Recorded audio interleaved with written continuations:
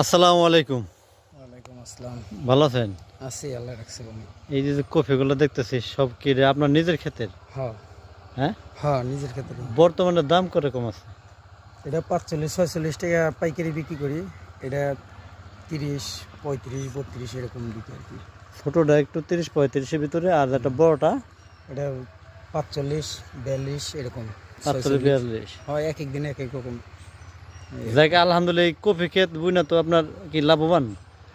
Coffee ক্ষেত চারা যেটি বুনছি, এটিতে তো মনে করেন মাইর গেছে 12 আনি 4 আনি হইলে আছে। আর এই 4 আনিতেই আশা করা যায় আল্লাহর রহমতে চালান কাছাইব। 12 আনি যদি থাকতো তাহলে লাভবান হইতাম, এই আর কি চালান পাবো। আচ্ছা,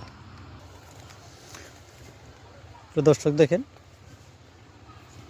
4,500 মধ্যে 1000 চারা টিকছে। 1000 চারা টিকছে। তারপরেও আল্লাহর রহমতে ফলন খারাপ হয়নি। ফলন ভালো। যতটুকু আল্লাহ পাকে দিয়েছে আলহামদুলিল্লাহ। এই ক্ষেতের এই কতদিন যাবত কাটতেছেন, মানে কয়দিন কাটলেন? 5-6 দিন যাবত। এই যে প্রত্যেকটা কফি আছে, যে প্রতিদিনই বিক্রি করে, তো এই মানে তাড়াতাড়ি কফি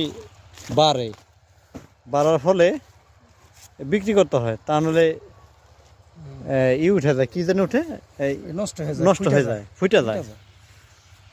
সকালকে ডাব বিকালে কাটলি তো ফুটে যায়। সকালে ডাব্বি কাটলে ফুটে যায়, এটা কথা সত্য।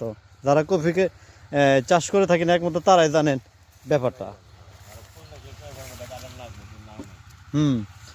এই খুঁজে খুঁজে বের করতে হয় যে কোনটা ফুলার আগে কাটতে হয়, তা না হলে ওটা বিক্রি হয় না, ওটা গরুরে খাওয়ার জন্য